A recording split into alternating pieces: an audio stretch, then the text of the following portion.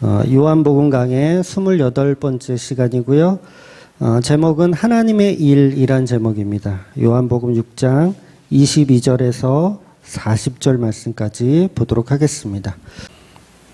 내용이 좀 긴데 예수님이 직접 질의응답을 하시는 내용이기 때문에 이 본문이 굉장히 중요합니다. 요한복음 6장 22절부터 40절까지 같이 한 목소리로 보겠습니다. 이튿날 바다 건너편 서 있던 무리가 배 한 척 외에 다른 배가 거기 없는 것과 또 어제 예수께서 제자들과 함께 그 배에 오르지 아니하시고 제자들만 가는 것을 보았더니 그러나 디베랴에서 배들이 주께서 축사하신 후 여럿이 떡 먹던 그곳에 가까이 왔더라. 무리가 거기에 예수도 안 계시고 제자들도 없음을 보고 곧 배들을 타고 예수를 찾으러 가버나움으로 가서 바다 건너편에서 만나 라삐여 언제 여기 오셨나이까 하니 예수께서 대답하여 이르시되 내가 진실로 진실로 너희에게 이르노니 너희가 나를 찾는 것은 표적을 본 까닭이 아니요 떡을 먹고 배부른 까닭이로다. 썩을 양식을 위하여 일하지 말고 영생하도록 있는 양식을 위하여 하라. 이 양식은 인자가 너희에게 주리니 인자는 아버지 하나님께서 인치신 자니라.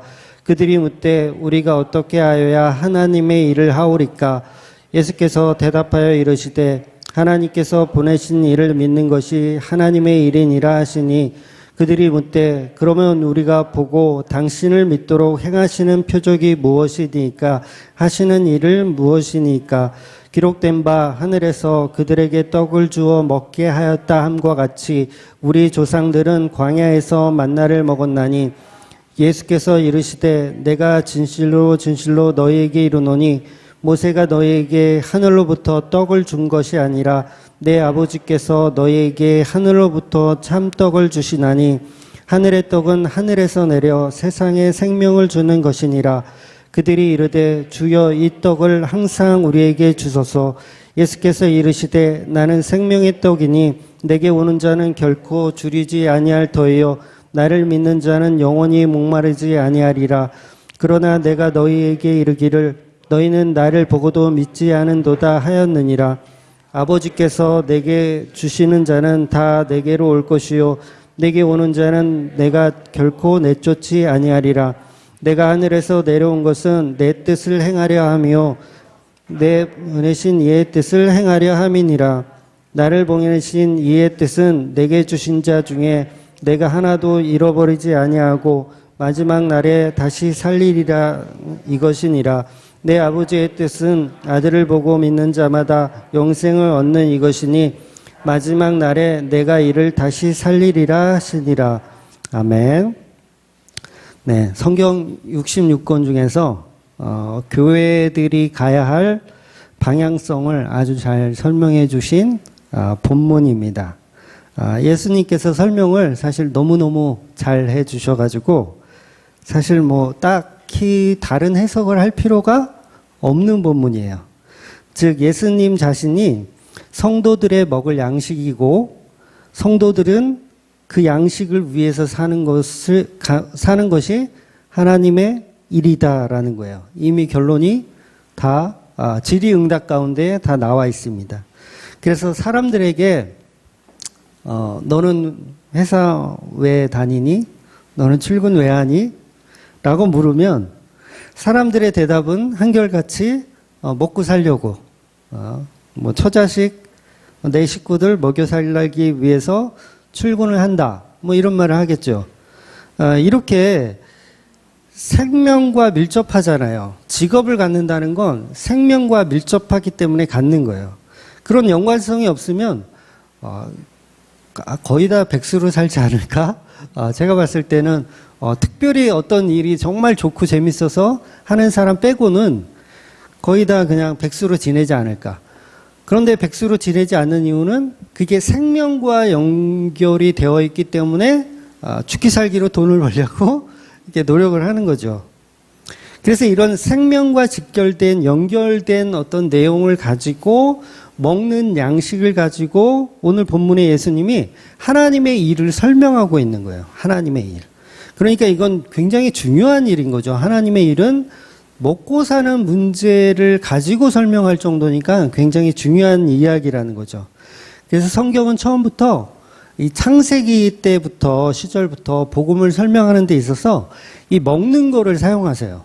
참 독특한 하나님의 창조의 섭리인데 먹는 걸 가지고 복음을 설명하세요. 그래서 에덴 동산에서도 먹는 음식을 가지고 선악과라는 먹는 음식을 가지고 마귀가 여자를 유혹하죠. 그리고 타락한 이후에도 하나님이 인간을 경계하시는데 어떤 식으로 경계하시냐면 이들이 생명나무 실과를 따먹을 수 있으니 길을 막고 지키는 거예요. 화영검을 두어서 거기서 천사들을 통해서 인간이 그 안으로 들어오지 못하도록. 이유는 뭐냐면 생명나무를 또 먹을까 봐 못 먹게 하려고 지키라고 하는 거예요. 그러니까 이렇게 창세기에서는 생명나무를 가지고 구원이라는 단어를 설명했고요. 또 이스라엘 백성들이 출애굽할 때는 만나라는 먹을 양식, 매일의 양식을 가지고 다시 한번 구원을 설명하셨어요. 그리고 오늘 그 연장선상에서 요한복음 6장은 오병이어의 기적을 가지고 표적이죠. 그 표적을 가지고 하나님의 말씀을 생명의 떡으로 설명하신 거예요. 전부 먹는 것으로 표현해서 설명하고 있다는 거죠. 그래서 먹는 건 곧 생명이고 먹지 못하면 죽음이기 때문에 그만큼 하나님의 일은 우리한테는 필수적인 일이라는 걸 설명하는 거예요. 이 설명은 창조 때부터 계속되어진 설명이라는 거죠. 그래서 오병이어는 결국 예수님의 살과 피를 말하는 겁니다. 이 최종적으로 이 연결을 보면 그래서 생명나무는 곧 십자가라고 정의할 수 있는 거예요. 생명나무는 곧 십자가다. 그러니 35절 말씀하시기를 35절을 보면 예수께서 이르시되 나는 생명의 떡이니 내게 오는 자는 결코 줄이지 아니할 터이요 나를 믿는 자는 영원히 목마르지 아니하리라 라고 말씀하시는 거예요. 그러니까 계속 먹을 양식이 끊이지 않게 하겠다 이 말씀인 거죠. 이렇게 이런 먹는 내용을 가지고 이 오병이어의 표적 그리고 만나의 표적 이 모든 방향성이 바로 예수님은 하나님의 일이라고 표현하고 있는 거예요. 그래서 저와 여러분이 살아가는 동안 하나님의 일을 하면서 살아가야 되는 성도라는 거죠. 맞습니까? 네. 하나님의 일을 해야 되는 거예요. 근데 그 하나님의 일이란 바로 생명의 떡이라는 거죠. 생명의 떡을 먹는 일이 하나님의 일이라는 거예요. 그래서 무엇이 하나님의 일이냐라고 했을 때 이것을 우리가 잘 모르잖아요. 사실은 우리가 지금 본문을 읽어서 결론으로 알고 있지만 사실은 본문을 읽기 전에는 하나님의 일이 무엇입니까? 라고 물으면 사람들은 거의 정확한 답을 하지 못해요. 그래서 오늘 예수님이 뭐라고 말씀하시는지를 자세히 볼 필요가 있죠. 하나님의 일이 무엇인지. 그러니까 보통은 교회 다니는 사람들한테 하나님의 일이 뭡니까? 라고 질문하면요. 10중 8구는 교회에서 하는 어떤 봉사, 교회에서 하는 어떤 사역, 그런 거를 하나님의 일이라고 생각해요. 그러니까 뭐 신학교를 가서 전도사가 되고 목사가 되고 뭐 그런 걸 하나님의 일이라고 본다든가 아니면 장로가 되고 권사가 돼서 뭐 주차 관리를 한다든가 뭐 이런 거를 하나님의 일이라고 생각합니다. 물론 결과적으로 그것도 하나님의 일은 맞아요. 그건 하나님의 일 아닌 건 아니에요. 그것도 하나님의 일은 맞습니다. 틀린 말은 아니지만 넓은 범주에서 아주 극소수의 작은 부분에 불과하다는 거죠. 그래서 하나님의 일은 하나님이 원하는 뜻대로 살아가는 걸 하나님의 일이라고 하는 거예요. 이건 굉장히 포괄적인 의미죠. 하나님의 뜻대로 살아가는 거. 그래서 어떤 직업군이 하나님의 일이다라고 정의할 수는 없는 거예요. 그러니까 나는 직업이 목사니까 나는 하나님의 일을 하는 사람이야. 이것도 틀렸고요. 나는 전도사니까 하나님의 일을 하는 거야. 이것도 틀렸어요. 나는 장로니까 하나님의 일을 하는 거야. 이것도 틀렸다는 거죠. 어떤 직업군이 아닌 거예요. 그래서 똑같은 목사인데도 어떤 일은 하나님의 일을 하고 똑같은 목사인데 어떤 일은 직업이 목사인데도 마귀의 일을 하는 목사님들이 있어요. 똑같은 목사인데 일을 하는 목사가 있고 마귀의 일을 하는 목사가 있다라는 거죠. 그래서 이게 직업군으로 하나님의 일을 정의할 수가 없다라는 얘기예요. 그러니까 세상 일과 하나님의 일을 구분하기가 어렵다는 거죠. 그래서 성도가 바라보는 하나님의 일과 세상 사람들이 보는 하나님의 일은 전혀 내용이 다르다는 거죠. 그래서 어떤 직업이 하나님의 일이다라고 말하기는 어렵다라는 거예요. 제가 한 두세 달 전에 이제 코로나 4단계 오기 전에 제가 이제 다주하고 놀려고 드론을 하나 샀어요. 뭐 비싼 건 아니고 뭐 드론 비싸요. 몇십만 원, 막 비싼 건 100만 원도 넘는 몇 천만 원짜리도 있어요. 근데 장난감 드론이요. 한 3만 원짜리 장난감 드론을 사가지고 이제 교회로 주문해서 교회에서 이제 충전을 하고, 이거 날아봐야 한 5분밖에 못 날거든요. 교회에서 충전을 하고 이제 그거를 이제 가지고 집 앞으로 갔어요. 아니나 다를까, 벌써 웃기 시작하는데, 아니나 다를까, 우리 다주하고 진주하고 하주하고 다 있었어요. 동네 애들도 한 15명 정도 있었던 것 같아요. 동네 애들도 있었고, 동네 애들의 엄마들까지 있었어요. 한 20여 명이 딱 있는데, 제가 가서 멋지게 이 드론을 상자에서 딱 꺼내가지고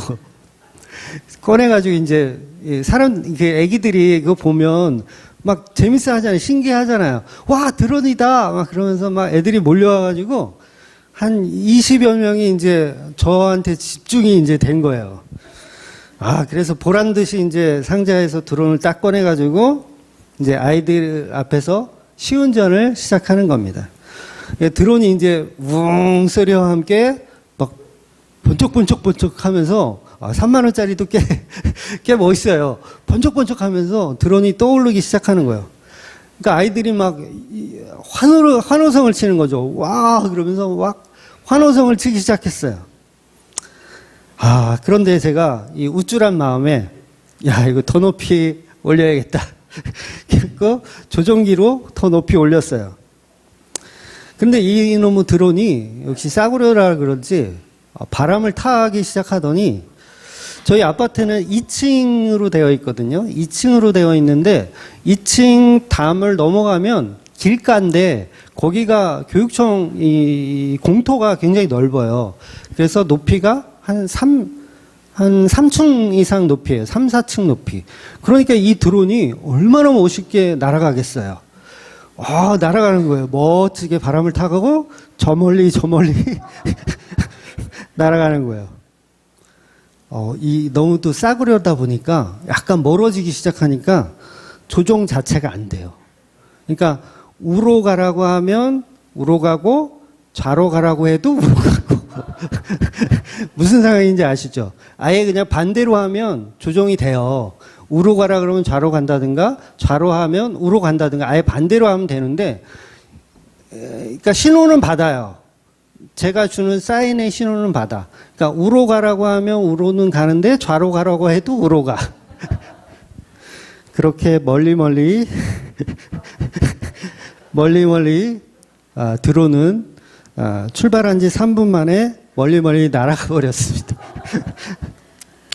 네, 그래서 동네에서 아직도 큰 웃음거리로 자리 잡고 있는데, 하나님의 일이라는 게 이런 거라는 거죠. 하나님의 뜻에 따라 사는 게 하나님의 일인데, 우리는 그런 불량 드론처럼 내 마음대로 움직이는 불량품이더라는 거죠. 이런 상태를 바로 성경은 죄라고 얘기하는 거예요. 이런 죄나라고 얘기하는 거예요.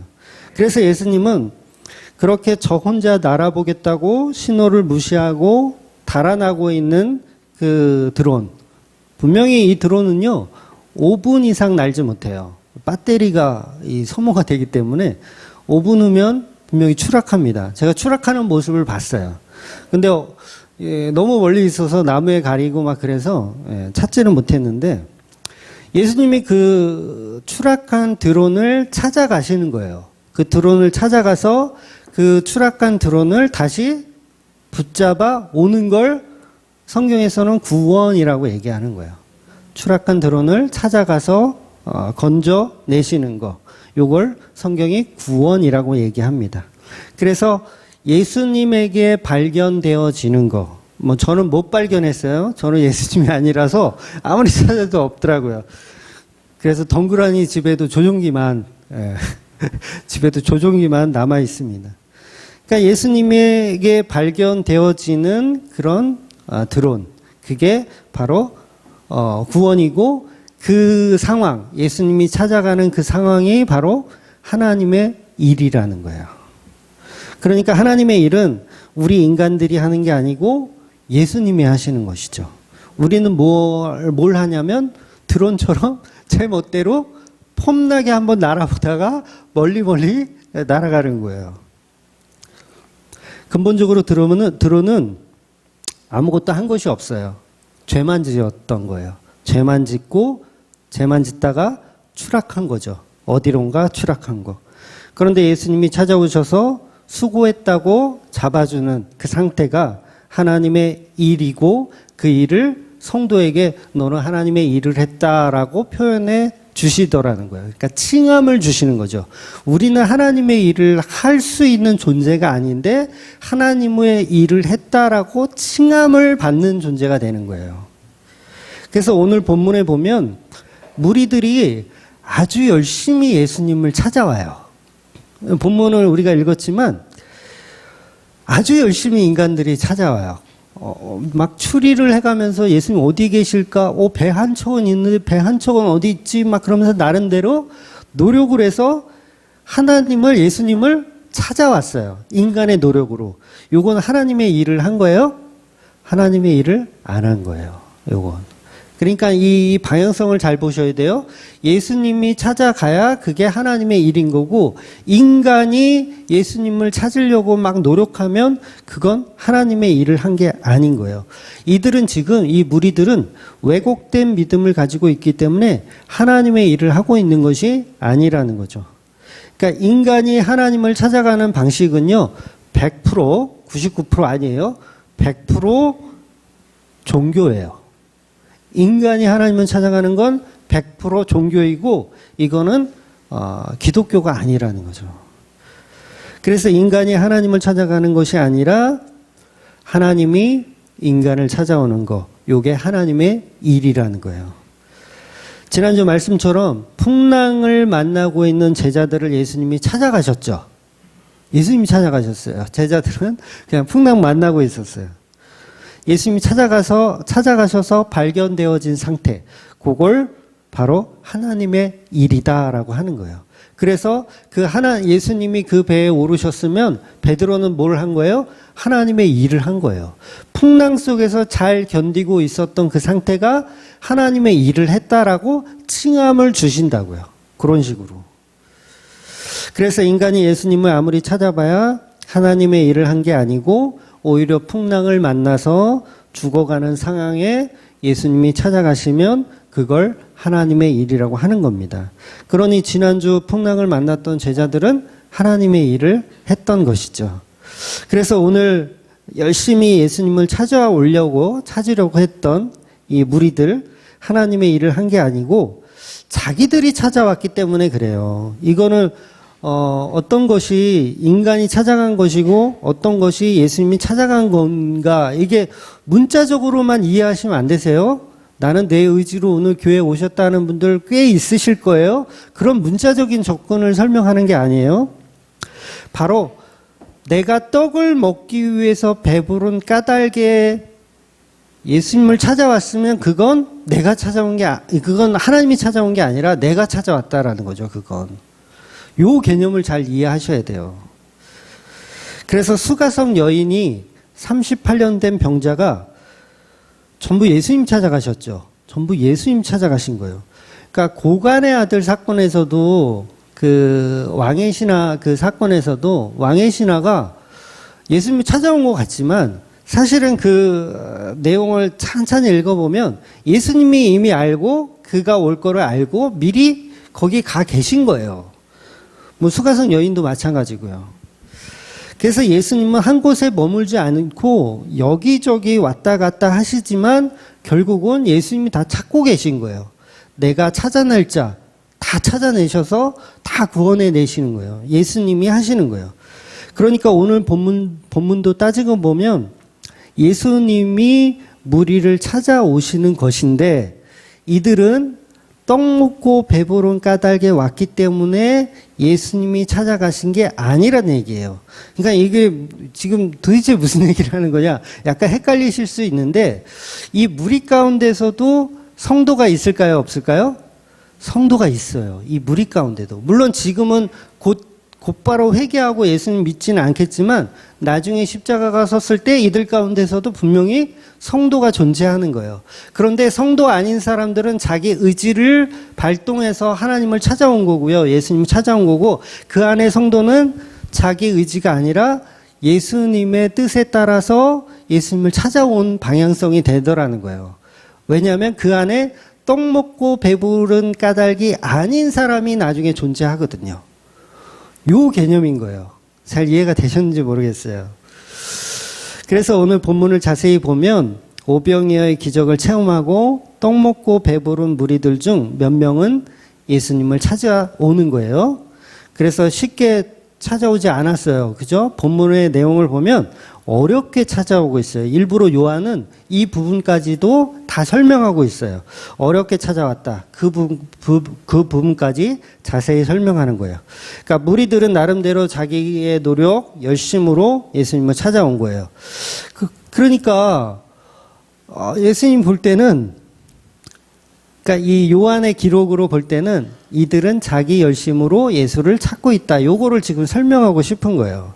그래서 인간의 지혜와 인간의 탐구력, 인간의 재능, 그 재능으로 신을 찾아가는 거.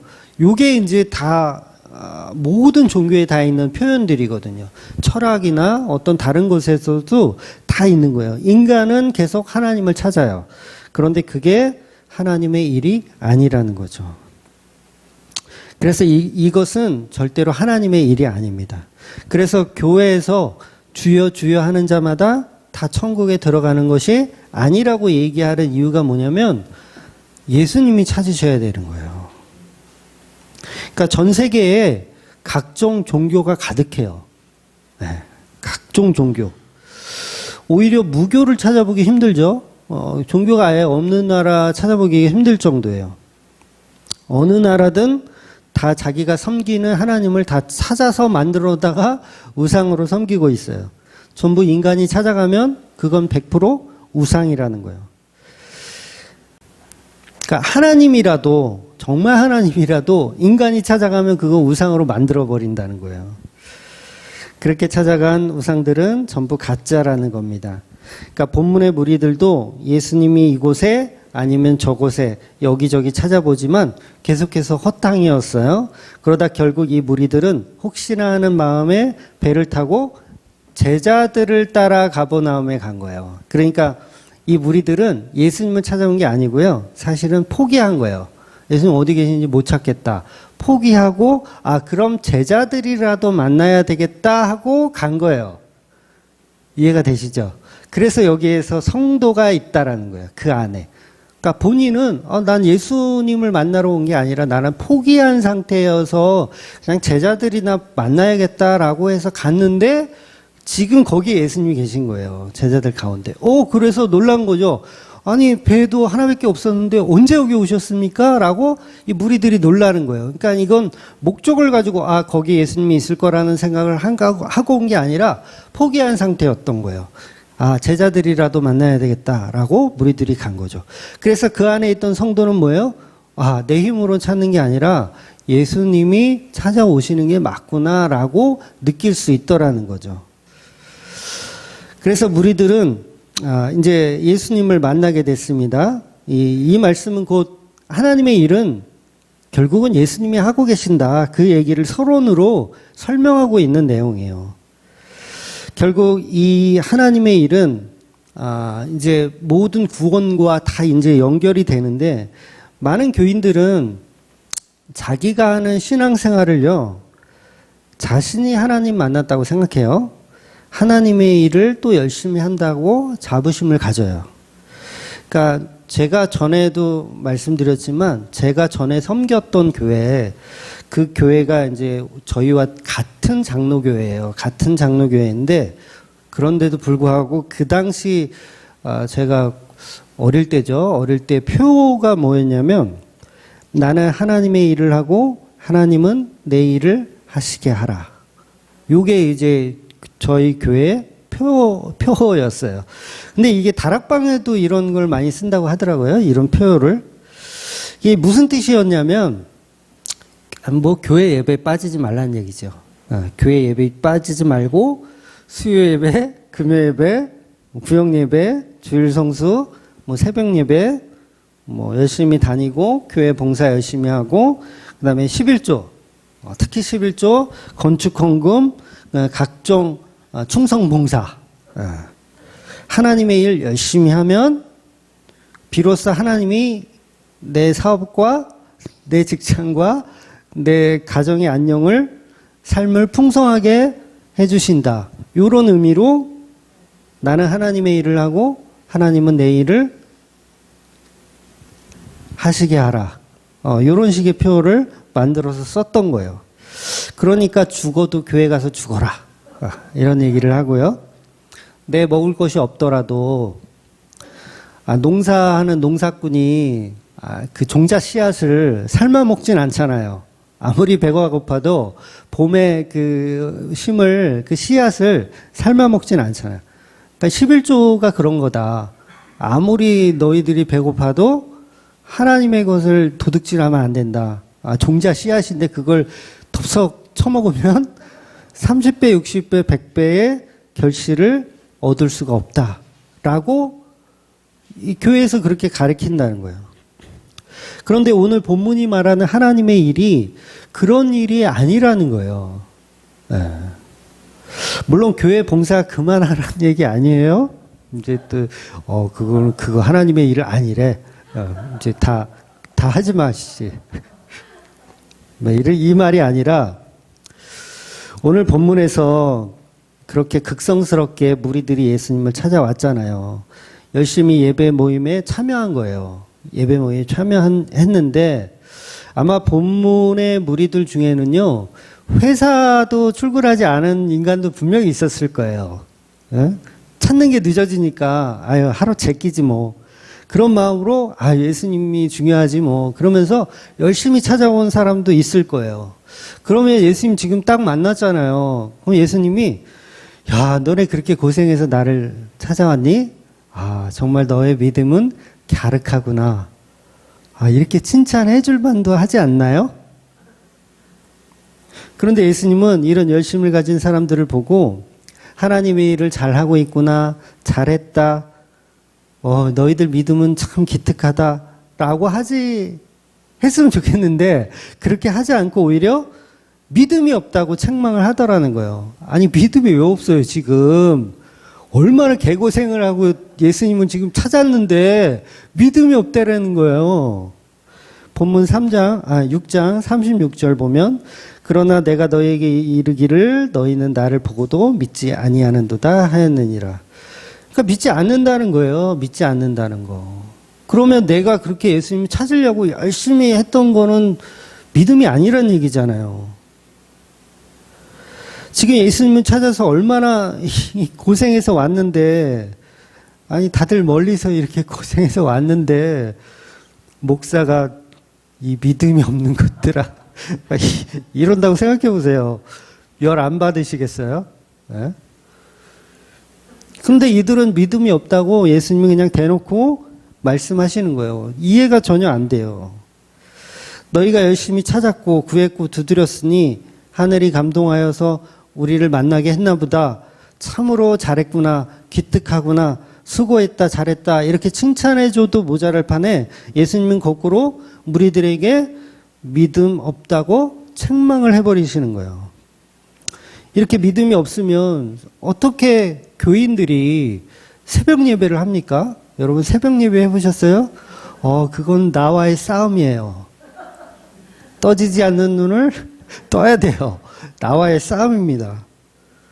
그런데 믿음이 없다니요. 내가 이렇게 열심히 지금 예배에 참여했는데 굶어 죽어도 내가 11조는 한 번도 떼먹은 적이 없는데 믿음이 없다니요. 건축할 때 제가 얼마를 헌금을 했는데 논밭을 팔아가지고 건축을 했는데 믿음이 없다니요. 열심히 충성봉사를 했는데 믿음이 없다니요. 누가 봐도 이거는 믿음이 있는 행동이고 칭찬받을 만한 행동임에도 불구하고 예수님은 믿음이 없다라고 결론을 내리시더라는 거예요. 뒤통수 때리는 말씀이에요. 오늘 본문 아주 쉽게 우리가 읽으셨죠? 그런데 뒤통수 때리는 말씀이에요. 무리들 입장에 생각해 보면 열받아요. 내가 이렇게 고생해서 예수님 찾아왔는데 주차 봉사를 20년을 했는데 장로가 돼가지고 주차 봉사 20년을 했는데 너는 믿음이 없대요. 그렇다면 이들이 했던 행동, 그 행동만을 가지고 하나님은 하나님의 일을 했다라고 볼 수 없다라는 거죠. 그 행동에는 반드시 무언가가 따랐어야 된다는 거예요. 그러니까 이 행동 자체가 나쁘다는 거 아니에요. 다시 한번 말씀드리지만 교회 청소를 이제는 그만두자, 이 얘기가 아니에요. 그 행동에 있어서 뭔가 믿음이 따라야 된다는 거죠. 믿음. 지금 믿음이 없음에 대한 책망이지 행동에 대한 책망을 하시는 게 아니에요. 예수님은 믿음 없음에 대한 책망. 그 행동 자체가 잘못된 것은 아니지만 예배 드리러 온 게 뭐 잘못이에요. 잘못은 아니에요. 새벽 예배, 뭐 금요 예배, 뭐 예배, 공예배가 있으면 열심히 다니시는 거 그게 뭐 문제가 되는 게 아닙니다. 그런데 그보다도 그 행동에 있어서 어떤 믿음이 뒷받침되어줘야 되는데 그 믿음이 없다라는 거죠. 그럼 예수님이 원하시는 믿음은 무엇입니까? 우리가 이렇게 질문해야 되잖아요. 아니 여태 고생해서 왔는데 지금 믿음 없다는 얘기를 들었어. 도대체 그러면 예수님이 말하는 그 믿음은 무엇입니까? 이 질문을 해야 되잖아요. 그러니까 본문에서도 무리들이 그 질문을 해요. 그래서 예수님의 답이 뭐냐면 6장 37절 보면 아버지께서 내게 주시는 자는 다 내게로 올 것이요 내게 오는 자는 내가 결코 내쫓지 아니하리라. 약간 좀 뜬금없는 소리 같지만 즉 아버지께서 내게 주시는 자는 믿음이 있는 자다라고 정의를 내리시는 거예요. 그러니까 이게 굉장히 어려운 얘기죠. 이 말은 인간 스스로 기적을 보고 듣고 체험해서 쫓아다니는 건 믿음이 아니라는 거예요. 아버지께서 예수님에게 보내는 자, 아버지께서 예수님에게 성도를 보내는 자, 그 자들이 믿음이 있다라는 거예요. 이걸 정확히 하면 발견되어지는 자죠. 그러니까 지금 이 무리들은 하나님이 보내신 자들이 아니에요. 성도가 아니에요. 하나님이 보내신 자들이 아니라 자기들이 떡 먹고 배부른 까닭에 찾아왔다라는 거예요. 이들을 다 가짜라고 말씀하시는 거죠. 하나님의 일을 한 가지도 한 적이 없는 애들 이렇게 정의해 버리시는 거예요. 왜냐하면 그 이유가 떡 먹고 배부른 까닭에 왔으니까. 그러니 저와 여러분이 교회를 다니면서 하나님의 일을 한다고 하지만 그것이 전부 떡 먹고 배부른 까닭이라면 나의 배부름을 위해서, 나의 성공을 위해서, 나의 출세와 나의 가족의 평안을 위해서, 더 나아가서는 나의 구원의 확답을 위해서라면 그건 하나님의 일을 한 게 아니고 믿음도 없는 거라는 거죠. 그러니까 저와 여러분은 그런 상태라면 하나님의 일을 한 번도 한 적이 없는 거예요. 모든 공예배에 다 참여했어도, 모든 헌금을 다 드렸어도 믿음이 없다라는 책망을 들어야 된다는 거죠. 다시 말해서 구원은 하나님의 선물로 우리의 그 어떤 노력으로도 주어지는 게 아니라는 거죠. 우리가 생각하는 믿음, 노력 다 소용이 없다는 거예요. 하나님이 정하신 성도만 구원을 받고 하나님이 정하신 성도만 믿음이 있더라는 거죠. 그러니 무리들이 반갑게 언제 여기 오셨습니까? 라는 질문에 예수님은 용케 찾아왔구나. 기뻐하시며 이렇게 맞아주시는 것이 아니라 오히려 따끔하게 혼을 내시는 거예요. 그래서 26절에 보면 너희는 나를 표적을 보고 찾은 것이 아니고 단지 너희는 떡 먹고 배부른 까닭에 나를 찾아왔다라고 종국을 콕 집어서 혼을 내시는 거죠. 너희는 지금 눈앞에 보이는 현실만 바라보고 나를 왕으로 삼으려고 왔다라는 거예요. 너희는 먹고 사는 문제가 해결될 것 같아서 나를 믿은 거라면 그건 썩어질 양식을 위해서 일하는 것이고 어리석은 행동이라는 거예요. 더 큰 것을 봐야 된다는 거죠. 더 큰 것. 바로 큰 것이 뭐냐 했더니 바로 그게 썩어질 양식이 아닌 영생의 양식, 생명의 떡을 설명하는 거예요.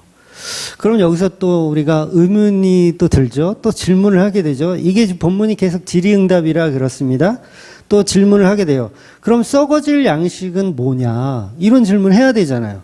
그럼 예수님 썩어질 양식을 위해서 일하는 거, 그럼 그건 뭐예요? 그러면 우리가 쉽게 또 먹고 살기 위해서 하는 직업들은 다 썩을 양식인가요? 이렇게 질문할 수 있잖아요. 절대 그렇지 않습니다. 잘 들으셔야 돼요. 절대 그렇지 않아요. 우리가 다 직장을 다녀요. 직장을 다니거나 사업을 하시거나 아니면 잠깐 쉬시는 분도 있겠죠. 일시적으로. 네. 그런데 이런 것들이, 이런 잡이, 이런 직업이 전부 썩을 양식이기 때문에 다 때려치우고 교회만 와서 목사님 말씀, 생명의 떡만 그냥 이렇게 듣고 앉아 있어라. 그렇게 해석할 수도 있잖아요. 근데 절대 아니에요. 그렇게 해석하면 그걸 염세주의적 이단이라고 하는 거예요. 그건 절대 아닙니다. 그러니까 복음주의 안에서도 그것을 잘 구분 못하는 분들이 간혹 있으시더라고요. 그래서 직업도 그냥 다 팽가치고 학교도 다 자퇴하고 오직 예수, 오직 교회 이렇게 맹신하시는 분들이 있어요. 그거는 다시 한번 말씀드리지만 염세주의적 이단이에요. 그렇게 빠지시면 안 돼요. 그러니까 썩어질 양식은 그런 양식을 얘기하는 게 아니에요. 우리가 갖고 있는 잡을 얘기하는 게 아니고요. 하나님의 일이 아닌 다른 일을 말하는 거예요. 하나님의 일이 아닌 다른 일은 다 썩어질 양식이에요. 그래서 하나님의 방향성을 갖고 있지 않은 자기 뜻을 펼치고 싶은 것, 그게 썩을 양식인 거예요. 나를 위해서 행동하는 모든 것, 이게 썩어질 양식이에요. 그래서 본문에서 말하는 떡 말고 떡을 먹고 배부른 까닭에 어떤 행동을 하잖아요. 그걸 신앙하잖아요. 그러면 그걸 썩어질 양식이라고 하는 거예요. 즉 무슨 얘기냐면 교회에서 자기 안녕을 위해서, 나의 안녕을 위해서 예수님께 부르짖어요. 주여 주여 코로나 물러가게 하여 주옵소서. 백신 안 맞아도 코로나 안 걸리게 하여 주시옵소서. 이게 뭐예요? 자기의 안녕을 위해서 뭔가를 구하고 있으면 이게 썩어질 양식을 계속 구하고 있는 거예요. 요게. 이해가 되시죠? 썩어질 양식을 위해서 구하는 거예요. 그러니까 회사 가서 돈 버는 게 썩어질 양식이 아니고 이 부분이 사실 좀 많이 어려워요. 그래서 복음 좀 안다는 분들도 막 학교에서 때려치고 막 그런 이상한 행동을 하게 되는 거예요. 여러분 로또 복권 사는 거 어떻게 생각하세요? 로또 복권 사는 거. 교인이 무슨 로또 복권이야. 하나님을 의지해서 살아야지.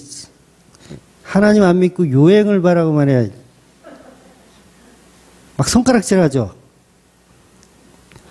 재미삼아 한두 장 사는 거 괜찮습니다. 괜히 그거에 나는 하나님을 의지하니 나는 그런 거 필요 없어. 그러지 마시고요. 가끔씩 한두 장 사시는 거 괜찮아요. 그러니까 그런 게 썩어질 양식이 아니라 나를 위해서 내가 교회에 앉아서 하나님을 이용해서 그거를 나의 양식으로 만들려고 하는 거, 그게 썩어질 양식이라고 하는 거예요. 그러니까 전부 자기가 무슨 베드로인 줄 알아. 베드로. 내가 너를 사람을 낳는 업으로 만들겠다 하면 배도 버리고 직장도 버리고 다 팽개치고 오직 예수. 여러분 베드로가 배를 버렸나요? 아니, 잘 묶어놨어요. 잘 묶어놨어요. 나중에 다시 타러 가요, 그거. 버리긴 왜 버려요? 그 큰 걸 어디다 버려요? 여러분, 처자식을 먹여 살리지 않았나요, 베드로가? 그만한 능력이 되니까 사역도 한 거예요. 그래서 그 장모의 병들었을 때 찾아가서 문안하고 병을 고쳐주잖아요. 예수님 통해서. 그게 왜 처자식을 버린 거예요, 그게. 계속 돌봐주고 있었던 거예요. 그러니까 하나님의 일하고 썩어질 양식을 제대로 구분하셔야 돼요. 베드로가 예수님을 따라다니지만 뭐예요? 자기가 출세하기를 원해서 예수님 따라다니고 있죠, 지금. 아직은. 그럼 그게 뭐 하는 거예요? 썩을 양식을 위해서 일하고 있는 거예요, 그 상태가. 그 상태가 욕먹을 짓이에요, 오히려. 그런데 오히려, 저는 그럴 만한 그릇이 안 됩니다. 저는 그냥 업으로서 일하고 있겠습니다. 그러면 그 사람은 썩어질 양식을 일하는 게 아니에요, 그건. 이 개념을 잘 이해하셔야 돼요. 그러니 뭐가 하나님의 일인지 우리가 매우 어렵습니다. 매우 어려워요. 그래서 본문의 무리들도 어렵기 때문에 질문을 하는 거예요. 28절에 보면 우리가 어찌해야 하나님의 일을 하오리까? 이렇게 질문하는 거예요. 무리들이 우리하고 느낌이 똑같아요. 그렇죠? 우리가 생각하는 바를 그냥 콕콕 집어서 질의응답을 할 수 있게 해주고 있어요. 그래서 예수님의 대답은 무엇입니까? 하나님의 일을 하는 것은 다른 것이 아니고 하나님의 보내신 이, 즉 나를 믿는 것이 하나님의 일을 하는 것이다 라고 아주 간단하게 정리를 해버리세요. 즉 성도는 그가 직업이 무엇이든지 그가 성도라면 그 직업은 성직이라고 말할 수 있어요. 이 부분 잘 이해해 보세요. 그럼 우리가 또 이렇게 질문하잖아요. 그러면 성도의 직업이 창녀야. 성도의 직업이 강도야. 실제로 있죠? 성경에 있잖아요. 8장 가면 이제 가늠한 여인도 나오잖아요. 직업이 그거야. 뭐 정확한 직업은 아니에요, 그건. 그랬을 때, 물론 예수님을 구주로 영접하고 나면 더 이상 강도짓을 하면 안 되고, 더 이상 창녀짓을 하면 안 돼요. 그 직업은 버려야 하는 게 맞습니다. 그러나 예수님을 만나는 과정에서 사용된 직업이라면 지극히 개인적으로 그 직업 또한 그에게는 성직인 거예요. 이해가 되세요? 그 직업도 성직이에요. 야, 우리 목사님 창녀가 성직이래. 또 이렇게 또 앞뒤 문맥 탁 끊어서 이렇게 말씀하시지 마시고, 우평강도가 강도였기 때문에 예수님 만났어요. 그냥 평범하게 살았으면 예수님 못 만났어요. 강도짓을 했기 때문에 예수님 만났어요. 그러면 지극히 개인적으로 이 강도에게는 강도짓이 성직이었다라는 거예요. 물론 예수님 만나고 나면 더 이상 강도짓을 하면 안 돼요. 그걸 계속하라는 얘기는 아닙니다. 즉 무슨 얘기냐면 하나님의 일은 성도만 할 수 있다라는 거예요. 성도에게 주어진 어떤 행동, 어떤 일은 전부 성직이라는 거죠. 모두 하나님의 일인 거예요.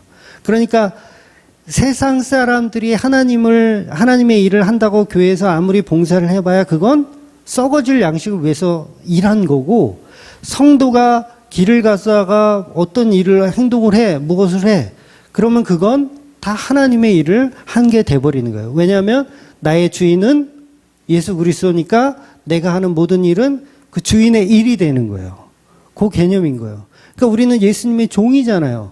그러면 종이 하는 모든 일은 주인의 일인 거예요. 그 개념인 거예요. 그러니까 그가 성도이냐 아니냐가 하나님의 일을 결정하는 거지, 사람들이 갖고 있는 직업이 그걸 결정하는 게 아니라는 거죠. 그래서 저와 여러분의 삶에 풍파가 있어요. 내 직업은 지금 불황이야. 코로나19로. 야, 손님이 없어. 매출이 아주 그냥 10분의 1로 떨어졌어. 풍파가 막 있어요. 그걸 잘 견디고 있어요. 근데 그가 성도라면 하나님의 일을 감당하고 있더라는 거죠. 물론 자기가 노력도 안 하고 막 풍파를 막 맞아. 열심히 살지도 않으면서 게을러서 늘 가난해. 요걸 하나님의 일이라고 이렇게 둔갑시켜서는 안 되세요? 그 얘기는 아니에요. 그러니 지난주 폭풍을 만난 제자들은 하나님의 일을 감당하고 있었더라는 거죠. 물론 이것도 나중에 예수님의 십자가로 그 은혜가 완성됐을 때에 이게 가능한 일이 되는 거예요. 그래서 예수님 만나는 과정에서 우리가 나쁜 일이 있고 어려운 일이 있고 힘든 일이 있지만 그 자체는 하나님의 일을 우리가 감당하고 있더라는 거죠. 그래서 더 깊이 들어가면 선악과 먹은 일, 그것도 사실은 하나님의 일이에요. 네, 그것도 하나님의 일. 그러니까 아마 이 말을 못 알아들으시는 분들도 꽤 있을 거예요. 선악과 먹은 게 하나님의 일이라고? 아, 말도 안 돼. 이렇게 보실 수도 있어요. 그래서 아마 깊이 들어가면 이 딴지가 많아져요. 딴지 거시는 분들이 많아져. 근데 중요한 건 성도에게만 그렇다는 거예요. 성도가 선악과를 먹으면 그건 하나님의 일이라는 거예요. 이해가 되시죠? 근데 성도 아닌 사람이 선악과 먹으면 그건 죄고. 예. 그러니 죄라는 것은 성도에게는 은혜를 주기 위한 도구라는 거죠. 오죽하면 사도 바울이 죄가 더한 곳에 은혜가 깊다라는 표현을 해요. 볼까요? 로마서 5장 20절. 율법이 들어온 것은 범죄를 더하게 하려 함이라. 그러나 죄가 더한 곳에 은혜가 더욱 넘쳤나니. 그러니까 율법이 들어온 것은 죄를 더하게 함이래요. 죄를 더 많이 짓게 하기 위함이래요. 이게 납득이 안 되잖아요. 납득이 안 돼요. 그런데 이게 성도에게만 그렇다는 거예요. 성도에게만. 죄를 더 풍성하게 만들어서 은혜가 더 빛나게 만들 하나님의 계획이라는 거죠. 그래서 로마서가 너무너무 좀 복음적이라서 수준이 굉장히 높아요. 로마서가. 아마 로마서 강의를 하게 되면 아마 딴지 거는 사람 꽤 많을 거예요. 그러니까 죄를 통해서 나는 가능성이 없는 죽어 마땅한 존재라는 사실을 알고 그걸 시인하고 오직 예수님의 십자가 은혜만 붙잡고 사는 사람들이 성도라는 걸 모든 상황 속에서 이걸 하나님의 일이라고 정의하고 있는 거예요. 즉 하나님의 일은 내가 하나님의 뜻에 따라 예수님의 살과 피를 먹고 마시는 겁니다. 그게 하나님의 일이에요. 우리가 예수님의 살과 피를 먹고 마시는 것은 우리의 죄를 의미하거든요. 우리의 죄. 우리의 죄가 있어야 그 살과 피가 십자가가 되는 거예요. 예수님을 우리가 오시게 한 거, 예수님 안 오셔도 되잖아요, 이 땅에. 근데 오셔야 돼. 왜 오셔야 되냐면 우리의 죄 때문에 오셔야 돼. 그럼 우리가 부른 거죠, 예수님을. 우리가 부른 거죠. 그게 하나님의 일이라는 거예요. 그러니 창녀라는 죄가, 강도라는 죄가 성도에게는 성직이었다라는 거죠. 그래서 예수님의 살과 피를 먹는 자가 회개하는 자이고 구원을 선물 받은 것입니다. 결국 그 십자가의 은혜를 알아가는 것이 바로 하나님의 일이 되는 것이죠. 그러니 평신도이든 목회자이든 성도라면 다 성직자가 맞아요. 네, 다 성직자입니다.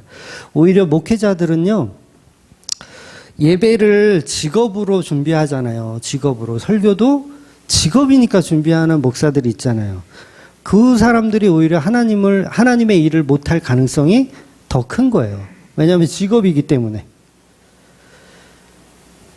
이런 어려운 이야기들을 오늘 본문이 길게 하고 있는 거예요.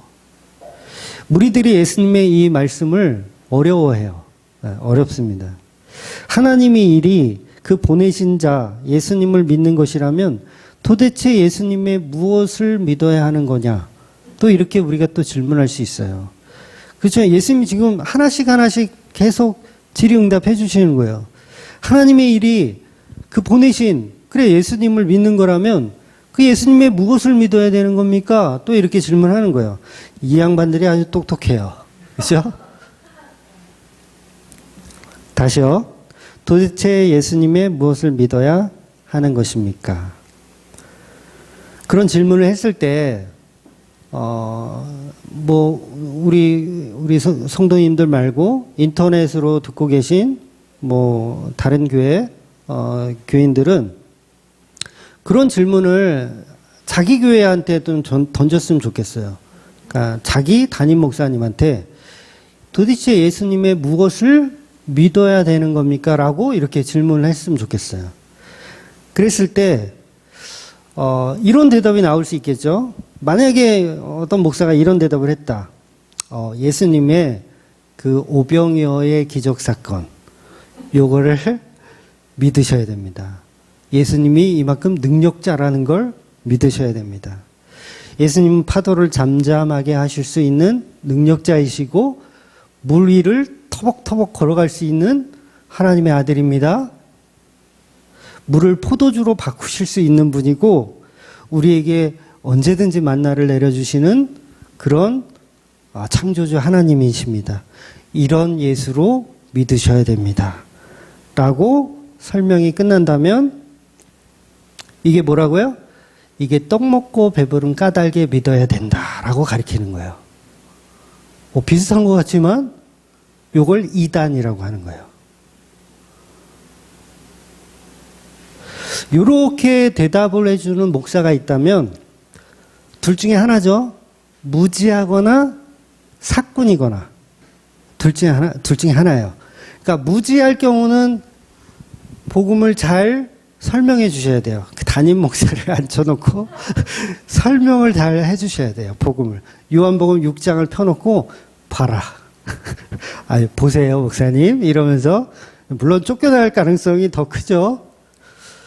그러니까 무지한 경우라면 잘 가르쳐 줘야 되고 사꾼의 경우에는 여기까지가 끝인가 보. 그리고 터벅터벅 다른 교회를 찾아 가셔야 된다는 거죠. 이렇게 오늘 본문은 하나님의 일이 무엇인지 모르는 무리들과 하나님의 일을 경험하고 있는 제자들과 그리고 그걸 정확하게 설명해 주고 계신 예수님의 이 총체적인 이야기를 담고 있어요. 많은 구경꾼들은 예수님의 능력을 보고 쫓아다닙니다. 교회 안에서도 그런 구경꾼들이 가득해요. 예수님의 능력을 사모해서 예수 믿으면 복을 받는 데더라. 그러면서 이렇게 신앙생활을 하고 있는 사람들이 차고 넘칩니다. 그 모든 사람들이 다 썩어질 양식을 위해서 일하고 있는 거예요. 그런데 어떤 사람들은 극소수이지만 예수님께서 하신 그 기적과 이적보다는 표적을 더 집중해서 예수 그리스도의 십자가 보혈을 통해서 우리를 구원하시고 그 구원으로 인해서 우리를 성도 만들어 가시는 신랑 되신 예수께서 신부 만들어 내시는 과정을 보고 그걸 믿는 그런 성도들이 있더라는 거죠. 그래서 이 요한복음은 계속해서 떡에 관한 이야기를 계속 설명해 주시는 거예요. 근데 이제 아주 지겹게 떡에 관한 이야기가 나와요. 1절에 했던 설교를 제가 찾아봤거든요. 그랬더니 제목이 생명의 떡 1, 생명의 떡 2, 생명의 떡 3 이렇게 설교를 했더라고요. 제가. 야, 이러니 다 나가지. 이러니 다 나가지. 성도는 그래서 예수님의 능력을 기적으로 믿는 것이 아니라 표적으로 믿으셔야 됩니다. 그 표적은 예수 그리스도의 십자가이고 그 십자가를 우리가 생명의 떡으로 매주 먹어야 되는 거예요. 광야에서 우리 조상들이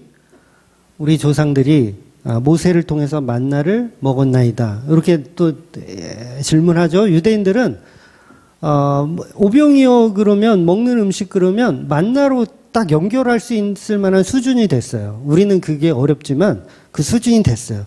그래서 사람들은 예수 그리스도를 그러면 모세처럼 믿어야 되는 거냐라고 질문을 하고 있는 거예요. 모세처럼 믿어야 되는 건가요? 라고 질문하는 거예요.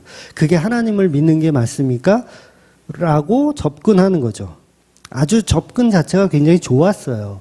접근 자체가 좋았어요. 조금씩 알아듣고 있는 듯해요. 그런데 먹을 양식 이야기는 그 얘기가 아니죠. 예수 그리스도를 모세처럼 믿으라는 얘기도 아니었어요. 광야에서 우리 조상들이 만나를 먹었는데 그 만나를 먹은 그 만나가 예수 그리스도라는 거예요. 그걸 예수님은 설명해 주고 싶은 거예요. 그러니까 모세가 예수 그리스도다. 그러니 모세를 믿었던 것처럼 나를 믿어라. 요게 아니라 만나를 먹었던 것처럼 그 생명의 떡으로 예수님을 먹어라. 그 얘기를 하는 거예요. 비슷한 것 같지만 전혀 틀려요. 그래서 예수님은 모세가 아니다.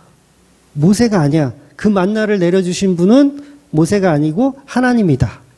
하나님이 보내신 만나를 먹어야 된다. 그 얘기를 하는 거예요. 모세는 치워버리는 거예요. 예수님은. 아니야, 모세는 아니야. 모세는 이 상황에서, 이 설명에서 빠져야 돼. 없어야 돼. 모세가 사라지고 만나만 덩그러니. 하나님이 보내신 자는 누구다? 만나다. 그 만나를 먹고 마시는 자가 하나님의 일을 하는 거다. 이렇게 예수님이 설명하고 있는 거예요. 그러니까 유대인들이 갖고 있는 사상을 다 부시고 있는 거죠. 선지자적으로 믿으려는 예수를 부시고 있는 거예요. 기적으로 믿으려고 하는 그 상황을 부시고 계신 거예요. 그래서 예수님이 선지자로 기적을 베푸는 것을 믿으면 그건 믿음이 아니라고 설명해 주시는 거죠. 사실 거의 다 왔어요. 거의 다 왔어요. 조금만 더. 근데 무리들이 어려워해요.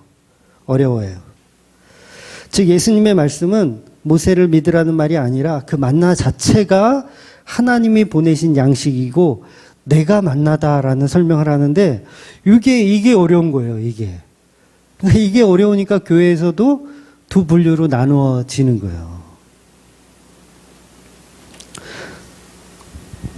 즉 구원은 모세라는 기적을 베푸는 자가 구원을 우리에게 주는 것이 아니라 만나가 우리에게 구원을 준다는 얘기예요. 만나를 먹어야 살아요. 모세 아무리 찾아봐도요, 떡이 안 나와요. 만나를 먹어야 되는 거예요. 그 예수를 먹어야 그게 하나님의 일이다라고 정리하는 거예요. 지금은 이게 무슨 소리인지 몰라요, 무리들이. 그래서 6장 끝에 보면 다 떠나가거든요. 무슨 얘기인지 못 알아들어가지고. 근데 분명히 이 안에서도 나중에 예수님의 십자가가 섰을 때 생명의 떡이 그 얘기구나 라는 걸 성령을 받게 되면 알게 되는 무리들이 또 생길 거예요. 너무 쉬운 진리죠. 오늘 본문은 사실 너무 쉬운 진리예요. 그런데 사람들은 아직도 모세처럼 다윗처럼 우리에게 힘과 능력을 주는 예수로 믿어요. 그러니까 썩을 양식을 위해서 교회에서 열심히 썩을 양식을 생산하고 있는 거죠. 아니요, 우리는 생명의 떡으로 오신 그 예수를 믿어야 되는 거예요.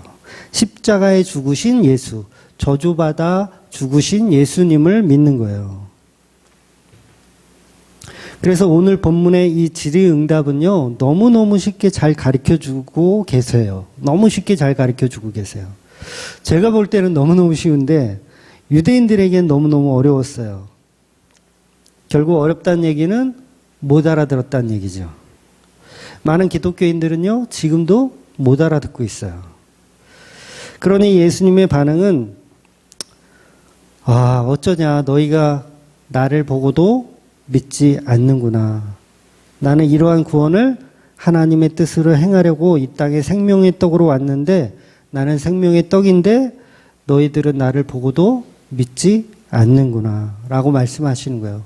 그래서 나를 믿는 자는 배고프지 않고 나를 믿는 자는 영원히 목마르지 않을 것이란 말씀을 하시는 거예요. 그런데도 무리들의 반응은 육체적인 해갈로만 이해하고 있어요. 그런 거 있으면 나 좀 주십시오. 이렇게는 알아들어요. 못 알아듣는 거죠. 그러니까 이렇게 육신적인 해갈을 위해서 예수를 믿으면 언제든지 그게 충족되지 않으면 예수를 떠나게 됩니다. 우리 기독교인들이 왜 이렇게 들락날락을 잘하냐면 들락날락 잘하거든요. 예수를 믿었다가 또 한 2, 3년은 예수 안 믿었다가 또 예수 믿어볼까 했다가 들락날락 하는 사람들 많아요. 그게 왜 그러냐면 전부 썩어질 양식을 위해서 신앙생활을 하기 때문에 그래요. 저와 여러분은 신앙생활 왜 하십니까? 이 물음이 있어야 돼요. 왜 하십니까? 혹시 이 무리들처럼 떡 먹고 배부르고 싶어서 혹시 신앙생활 하고 계시진 않습니까? 단지 형통하기 위해서, 잘 먹고 잘 살기 위해서 교회를 다니고 육신의 안녕을 위해서 신앙생활을 하고 있지는 않습니까? 내가 하나님의 일을 해야 하나님이 내 일을 도우신다라는 표 때문에 죽기 살기로 교회를 다니고 계시진 않습니까? 이런 것들이 다 썩어질 양식을 위해서 일하고 있는 겁니다. 오늘 예수님은 무리들을 책망하고 계세요. 너희들 믿음이 없다. 그런데 저와 여러분은 십자가라는 결론으로 신앙생활을 하셔야 된다는 거예요. 생명의 떡인 예수 그리스도. 십자가를 믿는 것이 바로 하나님의 일입니다. 십자가를 믿는 게 하나님의 일. 그러니까 저와 여러분은 만사 형통을 위해서 예수를 믿으면 안 되시고 그걸 뛰어넘는 생명의 떡을 보셔야 돼요. 내가 오늘도 살아가는 이유는 그 복음을 배우고 그 복음을 전하기 위해서 사시는 거예요. 내가 먹고 마시는 이유는 사실 복음 때문입니다. 나를 위해 하는 모든 행동은 성도에게는 당연히 죄가 돼요. 나를 위해서 뭔가를 자꾸 하면 성도에겐 죄입니다. 물론 성도 아닌 사람에게도 죄죠. 근데 성도는 반드시 하나님의 일을 합니다. 하나님의 일은 어떤 인간의 내용이 아니고 핏값으로 사신 성도들의 삶 자체가 하나님의 일이라는 거예요. 다이아몬드는요, 어디에 가 있던 가치가 있죠. 팔찌에 있던, 목걸이에 있던, 어디에 있던 가치가 있어요. 이게 바로 성도의 개념이라는 거예요. 직업이 중요하지 않습니다. 내가 열등한 직업이든 아니면 남이 부러워할 직업이든 그 직업이 중요한 게 아니에요. 이제 지금 일본에서 지금 열심히 지금 태극 전사들이 열심히 어제도 금메달 땄죠? 양궁에서 금메달 딴 것 같은데 그런 금메달 따는 게 하나님의 영광을 위하는 게 아니라는 거예요. 그러니까 성도 자체가 하나님의 일이라는 거죠. 성도 자체가. 잘 설계된 드론과 같습니다. 초기에 설교드린 예수님이 오른쪽으로 가라 하면 오른쪽으로 가고 왼쪽으로 가라 하면 왼쪽으로 가는 게 성도라는 거죠. 그런데 결함 있는 성도들은 지 마음대로 가요. 오른쪽으로 가라 하면 왼쪽으로 가고 왼쪽으로 가라 하면 왼쪽으로 가는 자기 마음대로. 그런데 이렇게 추락한 드론들을 찾아오시는 예수님. 그게 하나님의 일이라는 거죠. 그러니까 우리의 육신적인 삶으로 예수님의 의에 이룰 수가 없어요. 그러니까 겸손한 삶, 청빈한 삶, 성직, 이런 게 우리에게 천국을 약속해 주지 않죠. 나의 자신의 죄됨을 인정하고 예수님 앞에 그것을 다 쏟아내야 되는 거죠. 그러니까 남들에게 보이기 위한 바리새인들처럼 신앙생활을 하셔서는 안 된다는 거예요. 바리새인들은 다 썩어질 양식을 위해서 일하는 사람들이에요. 예수님의 은혜를 배우며 살아가는 게 바로 성도라는 거죠. 진정한 생명의 떡을 먹고 마시는 거예요. 그렇게 우리는 하나님의 일을 하는 겁니다. 그것이 바로 십자가에 죽은 구세주를 예수 그리스도를 믿으시는 거예요. 40절에 가면 오늘 본문 마지막 절에 하나님의 뜻이 무엇인지를 말씀하고 계세요. 하나님의 뜻은 아들을 보고 믿는 자마다 영생을 얻을 것이라고 말씀하고 있어요. 바로 이것이 하나님의 뜻입니다. 아들을 믿는 자마다 영생을 얻는 것. 믿는 자마다 영생을 얻는 것. 내가 십자가의 저주에 예수와 함께 죽고 예수님의 그리스도 되심을 구세주이심을 믿는 것. 그러니까 거기에는 우리의 썩을 양식이 들어갈 틈이 없어요. 들어갈 틈이 없어요. 그게 들어가면 다 종교인이에요. 종교인. 바리새인들은 율법 지키는 걸 하나님의 일이라고 착각했어요. 교회 안에도 그런 분들이 여전히 많이 있죠. 그러나 하나님의 일은 예수님의 십자가를 믿는 겁니다. 그 믿음으로 하나님의 일을 해내시면서 사시는 저와 여러분이 되시기를 주의 이름으로 축원드리겠습니다. 아멘. 기도하겠습니다.